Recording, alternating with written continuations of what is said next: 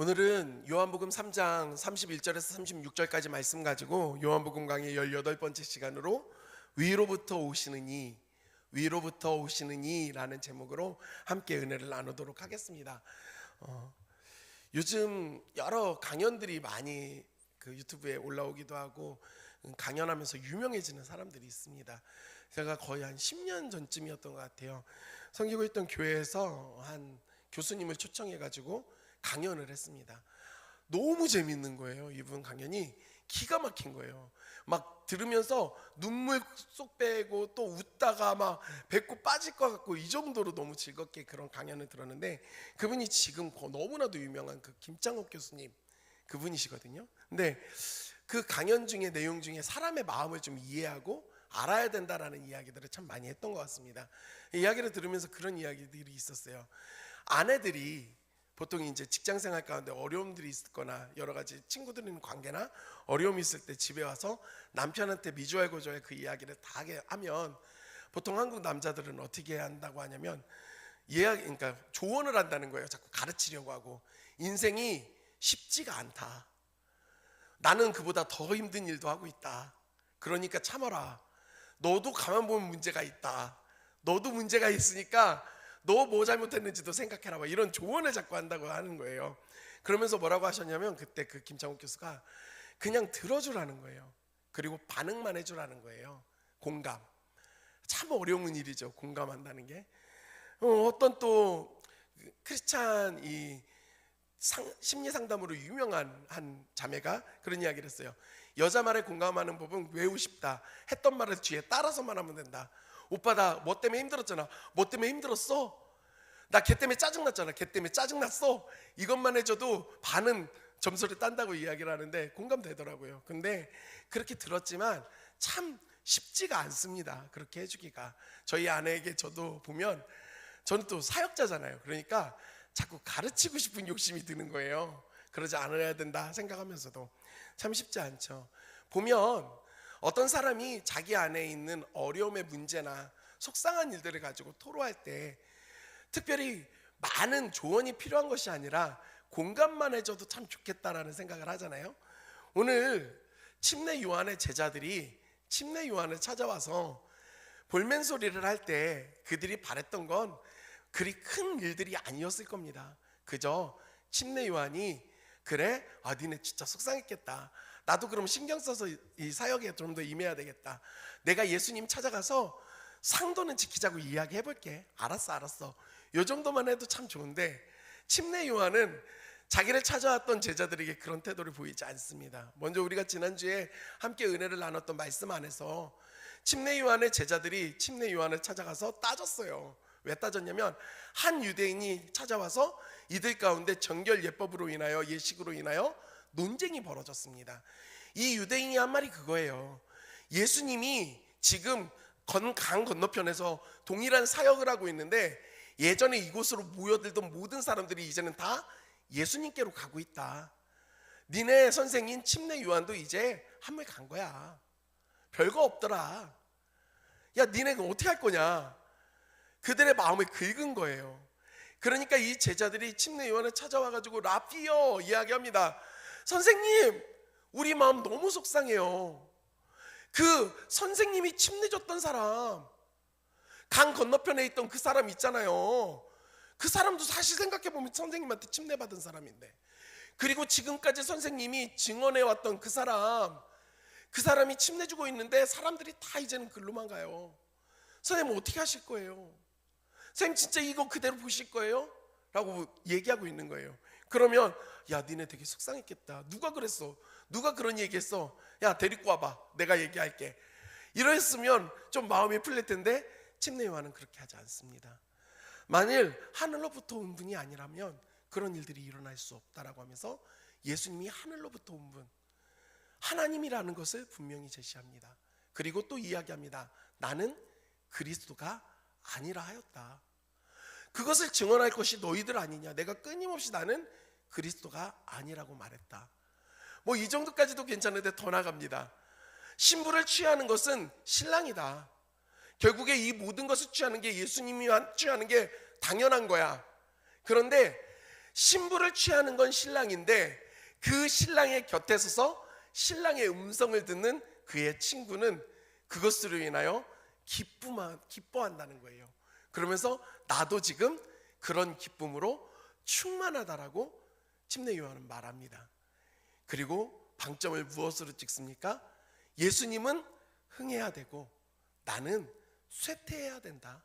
그게 맞는 거야. 이렇게 얘기를 한 겁니다. 제자들 마음 풀릴 리가 없죠. 더 속상하죠. 그런데다 대고 이제 침례 요한이 분명하게 또 말하고 있습니다. 오늘 본문의 내용이 그런 내용입니다. 우리 오늘 본문의 31절 말씀을 다 같이 읽겠습니다. 31절입니다. 시작.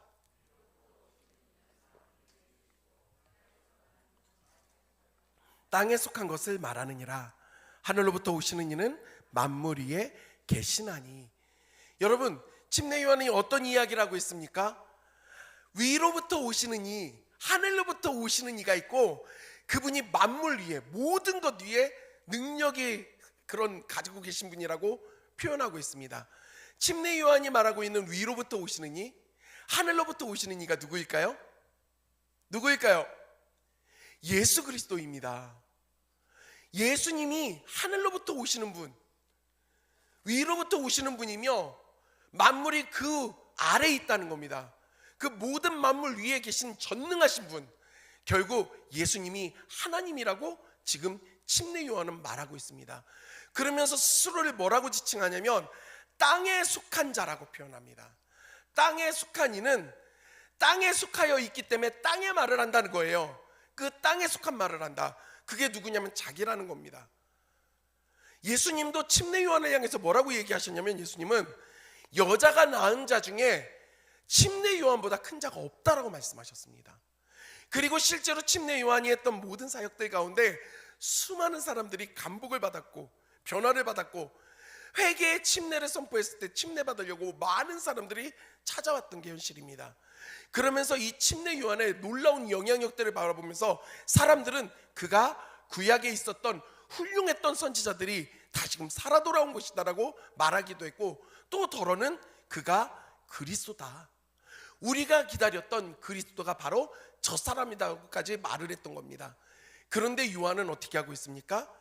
철저히 자신의 한계를 규정하고 인정하고 있습니다. 내가 절대로 그가 아니다. 나는 땅에 수탕한 존재일 뿐이다. 결국 난 사람이다. 하지만 예수님은 위로부터 오시는 분, 하늘로부터 오시는 분, 만물 위에 계신 하나님이시다. 상대가 되지 않는다라고 명확하게 제시하면서 이제 제자들에게 이야기하고 있는 것입니다. 사랑하는 성도 여러분, 지금 침례 요한의 이 고백이 우리에게도 매우 중요합니다. 왜냐면요, 우리가 살아가고 있는 이 시대가 정말 그렇습니다. 세상은 말합니다. 열심히 노력하면 못 이룰 것이 없다라고, 최선을 다해야 된다고, 그러니까 내가 최선을 다하면 이룰 수 있다라고 하는 그 기본 개념이 우리에게 팽배하게 자리하고 있습니다. 그러다 보니 이런 개념이 신앙에까지 들어오는 겁니다. 내가 열심히 하면, 내가 최선을 다하면 이뤄낼 수 있다. 여러분, 우리는 하나님을 향하여 최선을 다한다, 열심을 낸다라고 말하고 있지만 사실 우리의 그 마음속 깊은 곳에는 내 힘으로 할 수 있다라고 하는 우상 숭배의 모습이 자리하는 것입니다. 내 한계를 인정하지 않는 교만함이 내 안에 있다라는 것입니다. 은혜는 어디에서부터 시작되는 줄 아십니까? 신앙생활의 시작이 어디부터 시작됩니까? 나의 한계가 만나지고 내가 죄인인 것을 깨달을 때 시작이 되어지는 것입니다. 그 한계를 인정할 수 있는 저와 여러분들이 되기를 주님의 이름으로 간절히 소원합니다. 그러면서 침례 요한은 나는 땅에 속하여 땅의 것을 말하지만 예수님은 다르다라고 말합니다. 우리 32절의 말씀 다 같이 읽겠습니다. 32절입니다. 시작.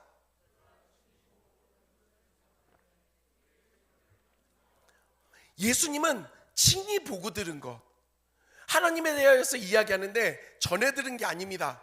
친히 보고 자신이 아는 겁니다. 왜요? 예수님이 하나님이시기 때문에. 본인이 다 경험하고 본인이 알고 있는 것들을 이야기하는 것입니다. 예수님이 그렇게 능력해 가지고 이야기를 하시는 것. 자, 31절에는 전능하신 예수님, 하나님이신 예수님을 나타냈고, 이제는 모든 것을 아시는 예수님, 그 신성을 또한 침례 요한은 증거하고 있는 겁니다. 나는 믿음의 대상이 아니라 예수님이 믿음의 대상인데, 왜냐하면 그분은 전지하시다, 모든 것을 아시는 분이시다. 나는 전에 들은 것을 전할 뿐이라 내가 이해하지 못하는 것 있지만, 그분은 전에 듣는 것이 아니라 알고 계시는 것을 직접적으로 우리에게 말씀해 주시는 하나님이시다고 지금 침례 요한은 고백하는 것입니다. 아울러 33절의 말씀을 보면 그의 증언을 받는 자는 하나님이 참되시다는 것을 인쳤느니라, 이렇게 말하고 있습니다. 이게 사실 조금 이해하기가 어렵습니다. 그래서 번역을 달리한 새 번역 성경을 제가 찾아봤어요. 그랬더니 그의 증언을 받는 자, 이 부분은 새 번역 성경에는 받아들이는 사람, 받아들인 사람은 하나님이 참되시다는 것을 인쳤느니라고 하는 이 단어를 헬라 원어로 제대로 해석을 하면 인정하는 것이다 라는 뜻이에요. 그러니까 예수 그리스도를 나의 구주로 영접하고 받아들인 사람은 하나님이 참되시다라는 것을 인정하는 사람들이라는 겁니다. 여러분, 하나님이 참되신 것을 인정하십니까? 이 자리에 계신 저와 여러분이 하나님의 참되심을 인정하는 사람들이 되기를 간절히 소원합니다. 그런데 하나님의 참되심을 인정하는 것은 내 노력으로 되는 게 아니라 내 안에 예수 그리스도께서 구주로 들어오실 때 그것이 가능하다라는 것입니다. 오늘날 교회는 나오지 않고 신앙생활은 하지 않지만 하나님을 믿는다라고 말하는 사람들이 있습니다. 또 교회 안에서는 예수 그리스도를 구주로 영접까지는 하지 않았지만 나는 하나님이 살아있다는 것을 믿는다라고 하는 사람들도 있습니다. 그런데요, 이들은 믿음이 아니에요. 하나님의 참되심을 인정하는 것이 아닙니다. 왜냐? 예수 그리스도를 우리가 내 마음의 구원자요 주인으로 모시지 않으면 하나님의 참되심을 인정하는 것이 아니기 때문에 그렇습니다.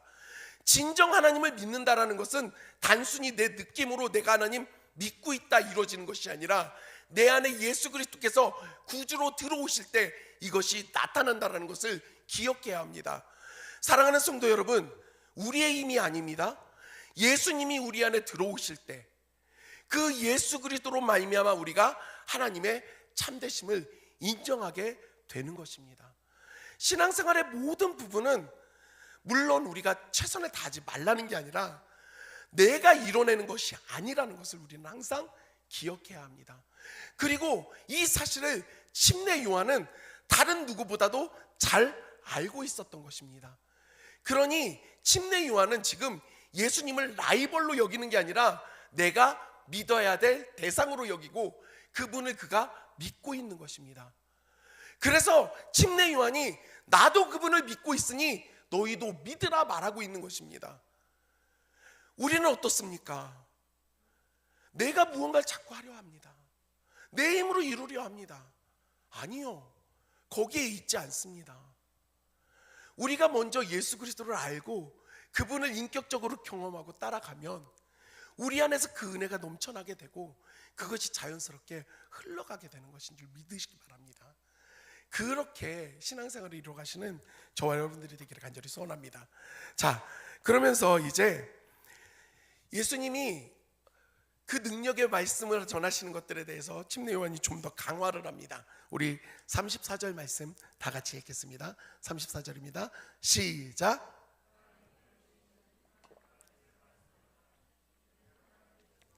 한량없이 주심이라. 하나님이 보내시니, 하나님이 예수님을 이 땅에 보내주셨다. 오케이 알았어. 하나님의 말씀을 하신다는 거예요, 예수님은. 그러면서 하나님이 성령을 한량없이 주셨다라고 이야기를 합니다. 우리가요, 이 말씀을 보면서 오해할 수가 있어요. 그리고 실제로 우리의 신앙생활 가운데 정말 크게 오해하고 있는 모습이 있습니다. 그게 무엇이냐면 바로 삼위일체 하나님에 대해서 우리가 잘못 생각할 때가 많이 있습니다. 이 삼위일체론은요 진짜 어렵습니다. 답이 안 나와요. 나중에 천국 가서 주님 보면 알게 될 거예요. 저도 신학교를 다녔지만요, 제가 신학대학교를 4년 다니고 대학원을 3년을 다녔는데요, 이 삼위일체론을 가지고 얼마나 치열하게 싸우는지 모릅니다. 생각들이 조금씩 다른 걸 갖고 계속 싸우는데요, 엄밀히 말하면 정답이 없는데 자기들끼리 싸우고 있는 거예요. 얼마나 이걸 갖고 치열하게 싸우냐면 밤을 새도록 싸웁니다. 그리고 이걸 가지고 어떻게 설명을 해도 이해가 되질 않아요. 하나님은 세 가지 위격을 갖고 계시다. 바로 성부 하나님, 성자 예수님, 성령 하나님이 계시다는 거예요. 근데 이분은 하나시다. 이게 아무리 얘기를 해도 이해가 되지 않는 거예요. 그러다가 이걸 좀 설명해 본다고 이런 이야기를 합니다. 한 남자가 있다고 생각을 해보자. 한 남성이 그의 어머니에게는 아들이요, 그의 아내에게는 남편이요, 그의 자녀들에게는 아버지가 되는 것처럼 호칭은 다르지만 하나이다, 이렇게 설명한 사람들이 있습니다. 맞지 않아요. 그것은 위격이 하나밖에 없기 때문에 안 됩니다. 또 이런 얘기를 합니다. 사과를 보자. 껍질이 있고 과육이 있고 씨앗이 있다. 이걸 하나를 가지고 사과라 말하지만 결국에는 이 안에는 세 가지가 따로 존재하는 것이다. 근데 이것도 불완전합니다. 그러다 보니까요, 이 불완전함의 것들과 우리가 확실하게 이야기하지 못하는 부분들이 있다 보니 강단에서도 삼위일체에 대해서 잘 이야기를 하지 않습니다. 그리고 또 우리는 막연하게 생각할 때 하나님이 제일 위에 오너, CEO고 그 다음 바로 밑에 예수님 계시고 그리고 그 밑에 성령님 계시다라고 생각을 합니다. 그런 관점에서 오늘 우리가 본 이 34절 보면, 아, 하나님이 예수님을 보내셨구나, 가라고 하셔서 가셨구나, 그리고 성령도 부어주시는구나, 아, 이렇구나, 우리가 이렇게 착각을 하게 됩니다. 근데 여러분, 성부, 성자, 성령 하나님은요, 수직적 관계가 절대 아닙니다. 수평적 관계세요. 서로 상호 협력하시는 분들입니다. 동일하세요. 팀켈러 목사님이 쓴 왕의 십자가라고 하는 그 책에 이 성부, 성자, 성령의 사역을 가지고 이야기를 하는데, 거기에 이 세 분의 삼위의 하나님이 너무나도 아름다운 연합의 모습을, 일치하는 모습을 보여주는 사건을 이야기합니다. 여러분들도 너무 잘 알고 있는 사건입니다. 바로 예수님이 침례를 받고 물 위로 올라오실 때입니다. 마태복음에서는 3장에, 마가복음에서는 1장에 이 내용이 나오는데, 예수께서 침례를 받으시고 물 위로 올라오실 때 하늘이 갈라지고 하늘이 열리고 성령이 비둘기와 같이 임하였습니다. 그 영광을 예수 그리스도로 나타내는 데 사용하세요. 그리고 하늘에서 음성이 있습니다. 하나님께서 뭐라고 얘기하십니까? 이는 내 사랑하는 자요, 내가 그로 인하여 기뻐한다라고 말씀하세요. 여러분, 내가 보내서 일시킨 사람한테 내 사랑하는 자요, 내가 그로 인해 기뻐한다고 이야기하지 않습니다. 성부, 성자, 성령 하나님은요, 연합하시고 일치하세요. 그리고 이분들은요, 서로를 사랑하고 서로를 높이는데 모든 초점을 맞추고 계십니다. 그러니까요, 예수님이 이 땅에 오신 거는 상관이신 하나님이 시켜서 어쩔 수 없이 오신 게 아닙니다. 하나님이신 예수님이 이 땅에 오신 사건입니다. 이 사실을 믿으십니까? 여러분, 우리는요, 예수님이 하나님이라고 말은 하지만 결국에 그 예수님 보낸 건 하나님이고 하나님은 오신 거 아니라고 생각할 수도 있다라는 겁니다. 절대 그렇지 않아요. 예수님이 살아계신 하나님이십니다. 그 하나님이 육신의 몸을 입고 이 땅 가운데 오신 것입니다. 성자 예수님도 하나님이라는 겁니다.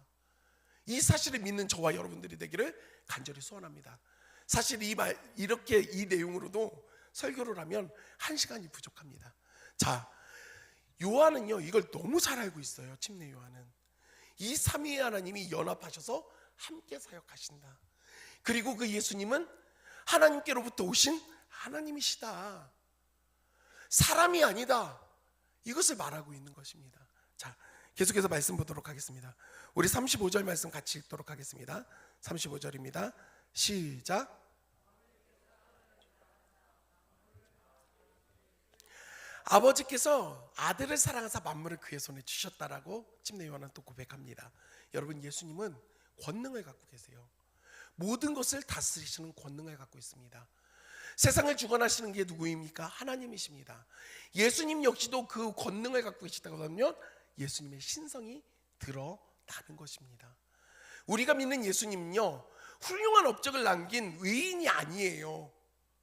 존경받을 만한 훌륭한 사람이 아닙니다. 예수님은 하나님이십니다. 예수님은 전능하신 분이십니다.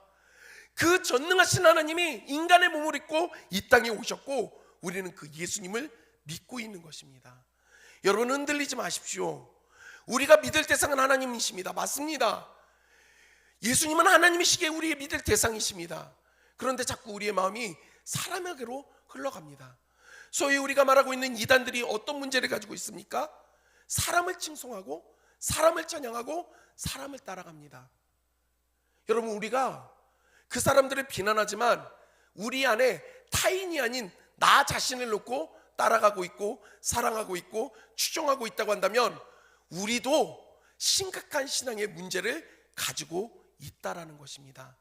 나 중심이 아닌 예수 그리스도 중심의 신앙, 하나님이 중심 되시는 신앙으로 우리가 나아가야 될 줄 믿습니다.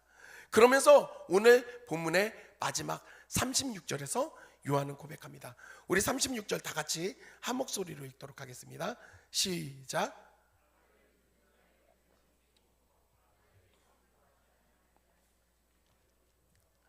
도리어 하나님의 진노가 그 위에 머물러 있느니라. 아들을 믿는 자에게는 영생이 있습니다. 하지만 아들에게 순종하지 않는 자라고 표현합니다. 믿지 않는 자라고 이야기하지 않아요. 왜냐하면요, 여러분, 하나님의 뜻이 무엇입니까? 우리 사람을 향한 하나님의 뜻이 무엇이에요? 진노입니까? 진노예요? 오늘 본문에서도 36절에서도 그들에게는 도리어 하나님의 진노가 그들 위에 있다라고 이야기하니까 하나님의 뜻이 진노입니까? 절대 그렇지 않습니다. 왜냐면요, 예수님께서 요한복음에서 뭐라고 말씀하십니까? 하나님이 세상을 이처럼 사랑하사 독생자 그 아들을 주셨으니 이는 그를 믿는 자마다 멸망치 않고 어떻게 한다고요?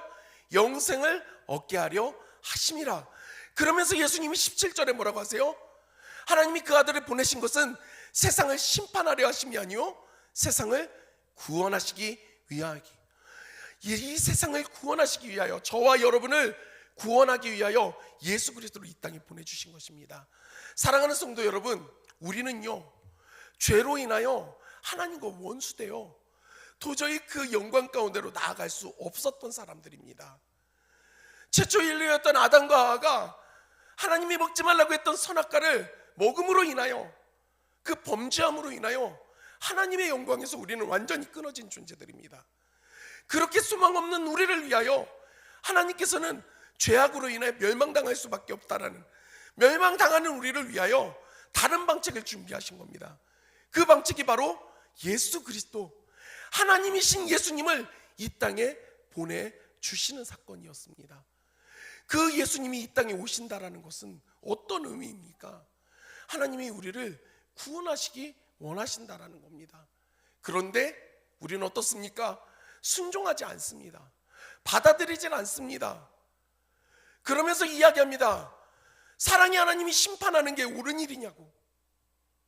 사랑의 하나님이 그 진리 가운데 죄악을 범한 사람은 지옥 갈 수밖에 없다는 상황 가운데 우리를 구원하시기 위하여 인간의 몸을 입고 이 땅에 오신 예수 그리스도로 나타나지 않았습니까?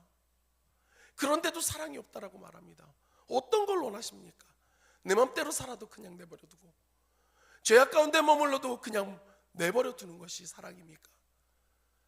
자녀를 향하여 부모가 그렇게 한다고 해보십시오. 그건 방종입니다. 무관심입니다. 사랑이 아니라는 겁니다. 진노에 초점을 맞추지 마시고 영생에 초점을 맞추십시오. 아들을 믿는 자에게 영생을 허락해 주시는 하나님을 바라봐야 하는 것입니다. 그런데요, 오늘 이 본문의 전체 내용을 보니 이 안에 놀라운 역설이 들어있는 거예요. 역설. 가만 보면 말이 안 되는데 다시 자세히 보면 말이 되는 거, 이상한 일이 있습니다. 그것이 무엇이냐면 바로 예수님을 향하여서 침례 요한이 뭐라고 말합니까? 위로부터 오시는 이, 만물 위에 계시는 분, 하늘로부터 오시는 분, 하나님의 아들, 그는 보고 들은 걸 이야기한다. 만물이 그의 손에 있다라고 이야기했습니다. 그렇죠? 그런데 그 예수님이 어떻게 우리에게 오셨습니까? 어떤 모습으로 오셨습니까?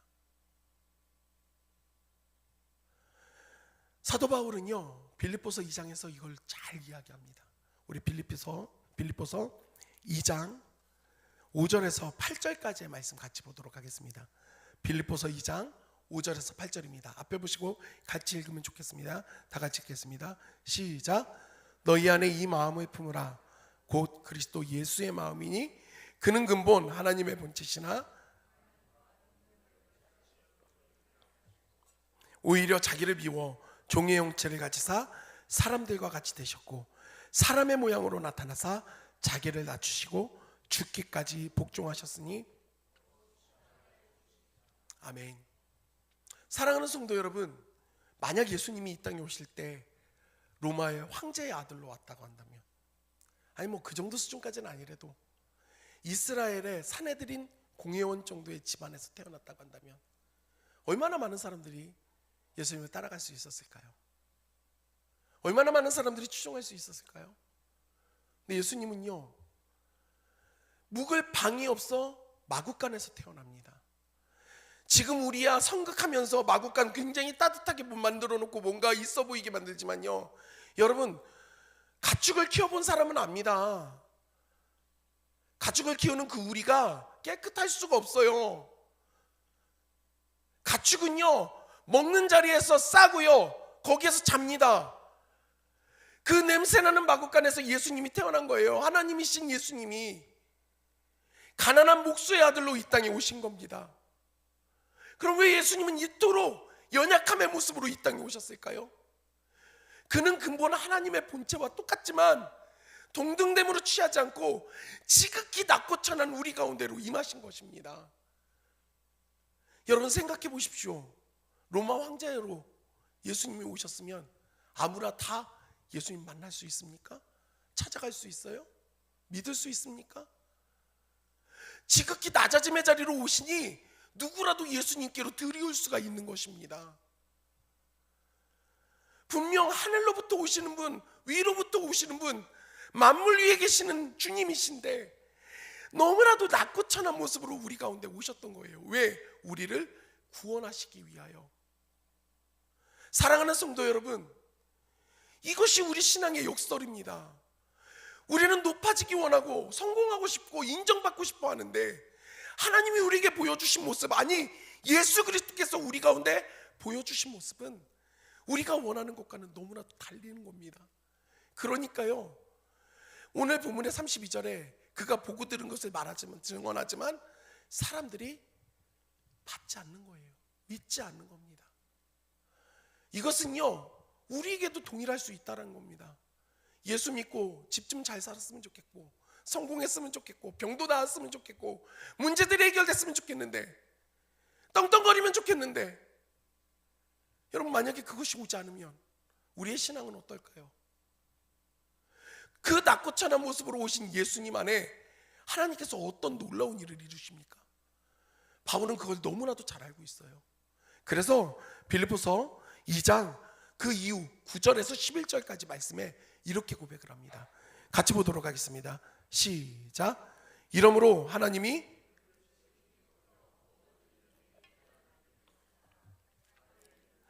땅에 있는 자들과 땅 아래에 있는 자들로 모든 무릎을 예수의 이름에 꿇게 하시고 모든 입으로 예수 그리스도를 주라 시인하여 하나님 아버지께 영광을 돌리게 하셨느니라. 할렐루야.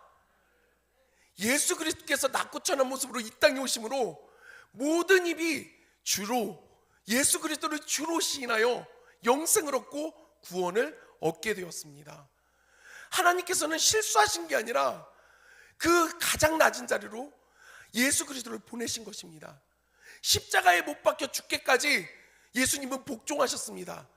세상적으로 말하면 멸망당한 인생, 저주받은 인생이지만 하나님은 그를 지극히 높여 모든 이름 위에 뛰어난 이름을 주사 땅 위에 있는 것, 하늘에 있는 것, 땅 아래에 있는 모든 것들이 입을 열어 그리스도를 주로 시인하게 만드셨습니다. 하나님은 역전시켜 버리세요. 사랑하는 성도 여러분, 이것이 지금 우리에게 왜 중요합니까? 예수님께서 높아짐의 모습으로 우리에게 오신 것이 아니라 낮고 천한 모습으로 하나님이신 예수님이 오셨고 그분을 따르는 모든 그리스도인들은 그렇다고 한다면 그 예수님을 따라가야 하는 것입니다. 침례 요한은 자신이 어디를 향해야 되는지를 너무나도 정확하게 알고 있었던 겁니다. 나는 그분과 라이벌이 아니야. 나는 더욱더 낮아져야 돼. 나는 더욱더 포기해야 돼. 나는 쇠하여야 돼. 쇠퇴해야 돼. 어디를 향해 갈지를 알고 있었던 겁니다. 여러분, 우리의 신앙은 어떻습니까? 나는 쇠퇴해야 돼? 아니, 나 성공해야 돼. 나 잘 돼야 돼. 어려움이 없어야 돼. 그래야 내가 하나님을 드러낼 수 있어. 진짜요? 하나님은 가장 뒤에다 붙여놓기만 한 거 아닙니까? 결국엔 내가 높아지고 싶은, 내가 그 자리를 내려놓고 싶지 않은 그 욕심이 우리 안에 있는 거 아닙니까? 전 이제 말씀을 마치려고 합니다. 사랑하는 성도 여러분, 예수 그리스도를 우리가 닮아간다라는 건 낮아짐의 자리로 가는 것입니다. 포기하는 겁니다. 우리가 오늘 함께 선교제를 위해서 기도할 때 우리 한재성 선교사님 위해서 기도했잖아요. 네. 저희 고향 분이시고요. 저희 어머니 아버지가 다니는 교회에 한재성 선교사님 부모님이 다니고 계세요. 어릴 때부터 너무 친해요. 그리고 제 사촌 형님이 한재성 선교사님하고 절친이세요. 근데 한재성 선교사님이 참 사연이 많습니다. 태권도 공인 5단에 필리핀에서는요 국가대표 코치까지 했던 분입니다. 이분이 그 복음을 가지고 카자흐스탄 땅에 가서 복음을 증거하셨어요. 얼마나 열심히 사역하셨는지 모릅니다. 그런데 한국에서 노동자로 일하고 다시 카자흐스탄으로 돌아갔던 사람들이, 한국 사람들에 대한 미움을 갖고 있었던 사람들이 작당을 하고서 선교사님이 자리를 비운 사이에 그 집에 침입해서 사모님을 흉기로 찔러서 살해했어요. 그래서 사모님이 너무나도 비참하게 돌아가셨습니다. 카자흐스탄 땅에서. 너무나도 어린 사랑하는 두 딸을 두고 한국에 들어와서 회복하는 기간 가운데 같이 사역을 하고 대화를 나누는데 치킨을 먹는데 그러시는 거예요. 난 이제 다시 돌아가야 된다고.